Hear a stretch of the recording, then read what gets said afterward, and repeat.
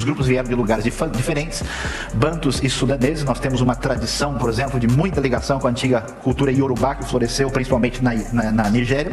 Mas, por exemplo, alguns negros que vieram para o Brasil eram malês, já islamizados, que, aliás, foram a maioria dos que foram para os Estados Unidos e, portanto, sendo monoteístas, facilmente fizeram a transição para a realidade protestante.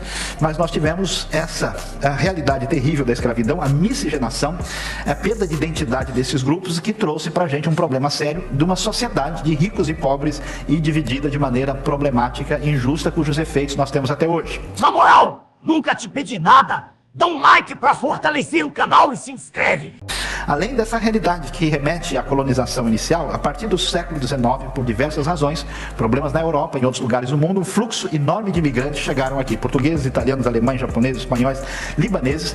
Uma interação bastante interessante com a realidade cultural, sendo que também no século XIX chega o protestantismo de missão, já que nós tínhamos tido alguma presença de protestantismo anterior. Mas dá uma olhada nesse quadro para você sentir o drama dessa realidade chamada Brasil. Só de italianos, mais ou menos 25 milhões de brasileiros têm algum sangue misturado com espaguete. 25 milhões. Segundo o país mais italiano do mundo depois da Itália. Espanhóis, 10 milhões. Alemães, mais ou menos 5 milhões. Japoneses, 1,5 milhão. Árabes, 7. Alguns chegam a sugerir até 10 milhões. Negros, 12 milhões. 1 milhão de indígenas em 257 tribos e 1 milhão de eslavos, especialmente mais na região sul do país. Toda essa diversidade, toda essa salada mista, essa mistura, essa sopa bem temperada, trouxe essa diversidade que mostra o Brasil e os Brasis de hoje, onde há uma variedade cultural impressionante. Uma realidade sociológica com diferenças assim brutais entre áreas ricas e pobres. Há o que se diz, em muitos tratados sociológicos, uma espécie de Brasil europeu e o Brasil mestiço ainda que sofre por essa desigualdade. Mas nem tudo é problema na Terra Verde e Amarela. Esse caldo que surgiu aqui trouxe uma fascinação. Vale a pena, por exemplo, um homem que morou no Rio de Janeiro, ficou fascinado pelo Brasil, chama Stefan Zweig, um judeu fugido da Segunda Guerra e que achou isso aqui o máximo, que você não consegue perceber por quê, mas ele percebeu isso. Clarice Lispector, uma das maiores referências da nossa literatura, nascida na Lituânia, ela lamentava não falar somente português, fascinados com a realidade dessa terra aí mais linda, mais cheia de graça que passa diante de nós. O que a gente vai descobrir nesse caldo brasileiro? Primeiro, no meio dessa história toda, a cultura brasileira se moldou com alguns aspectos que não são tão claros assim. Número 1, diversidade e tolerância. Olha, meus queridos, é um negócio impressionante. A gente roda o mundo todo. Você não vai encontrar em nenhum lugar onde diversidade de pessoas consegue conviver de boa como a realidade nossa aqui. Faz muito tempo que eu trabalho com comunidades orientais, comunidade chinesa. Então eu estou acostumado a chegar num restaurante chinês em São Paulo, o cara dá risada, desconto. Beleza. Aí eu estava lá no exterior, no primeiro mundo, eu cheguei lá num lugar, entrei no restaurante chinês, comecei a falar com o cara, né? Como é que vai? Tudo bem? Ó, não sei o que, eu gosto de tal comida. O cara, quem é você? Por que você fala chinês? Onde é que você aprendeu isso? O que aconteceu? Aí os caras se reuniram olhando para mim lá e eu falei, pronto, ó vida, ó azar, eu sabia que não ia dar certo. Fiquei apavorado. Eu falei, esse negócio não funciona aqui como funciona lá. Como assim você está interessado em alguma coisa? Tem algum problema, esse cara da polícia veio prender a gente, é isso que aconteceu, né? Eu me lembro, peguei um trem na Alemanha uma vez, numa feira internacional, e lá estão com uma situação muito difícil na convivência entre turcos como minoria dentro da Alemanha. O trem foi esvaziando, foi ficando só eu e o turco, só eu e o turco, só eu e o turco. E aí eu falei, ó vida, o azar de novo, né?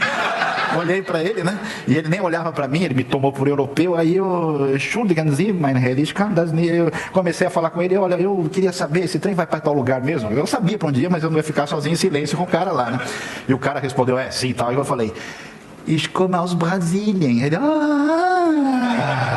Aí mudou tudo. Se eu pedisse para ele levar de cavalinho, ele tinha levado, beleza, tudo resolvido. Estava no interior, no Parque Nacional em Israel, num conflito, chegamos lá com os judeus, com uma pessoa de Israel, e pegamos um grupo de palestinos, os caras chegaram lá, tudo olhando aquele negócio, a gente no meio do mato, falei, pronto, agora o negócio vai pegar. Os caras olharam pra gente e eu disse, Brasil, oh, Ronaldo, Robinho, gol, tudo resolvido.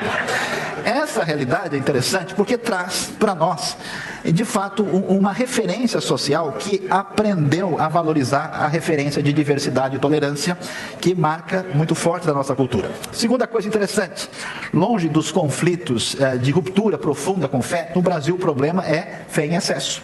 Religiosidade, expressão de fé para toda parte. Isso é importante para anunciar o Evangelho, Porque o problema aqui não é a pessoa não acreditar, ele acreditar demais, né? Acredita em excesso. Então essa relação com a referência transcendental é muito significativa e válida. Terceira coisa que muita gente não percebe, a preponderância do pessoal.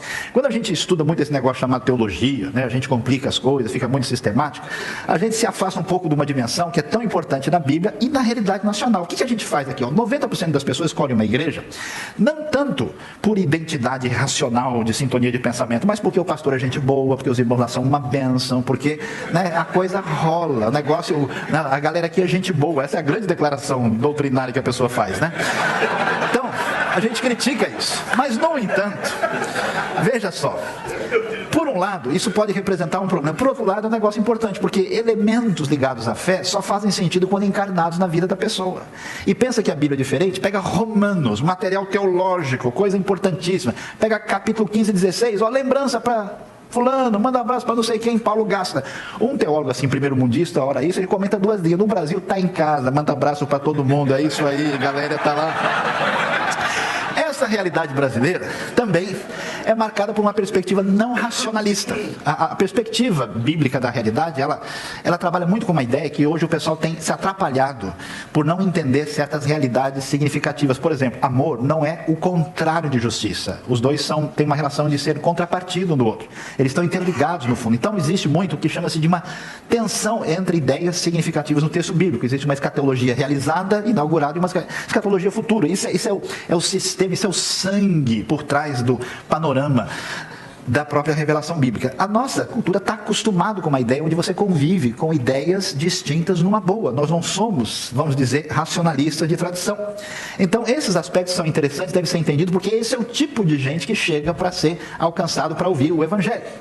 Ao mesmo tempo, nós temos alguns problemas, do tipo a visão imediatista e a cultura da vantagem. Muito marcada, né, por nossa realidade que não privilegia a história. Então, o sujeito quer um negócio para agora, para já.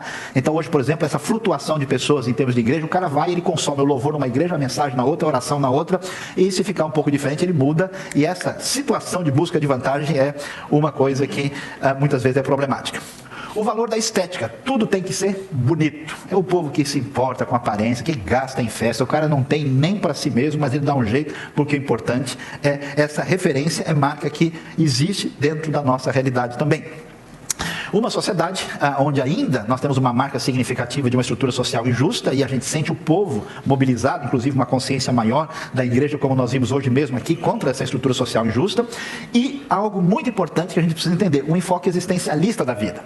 A tradição europeia nos dá uma visão de que nós escolhemos as coisas a partir de uma compreensão racional. O brasileiro, puro sangue, tipo exportação oficial, ele está mais interessado na ideia que se traduz em significado para a vida do que na estrutura lógica que ela apresenta. Então, se você ouve uma mensagem estruturada, ponto 1, 2, 3, conclusão, introdução, 5%, 10%, que está tudo redondinho, o sujeito comum oficial, ele não liga para isso. Mas se você falou com impacto, mexeu com ele, aí o fogo cai. Aí a coisa é diferente. Oh, glória, aleluia, Jesus abençoe.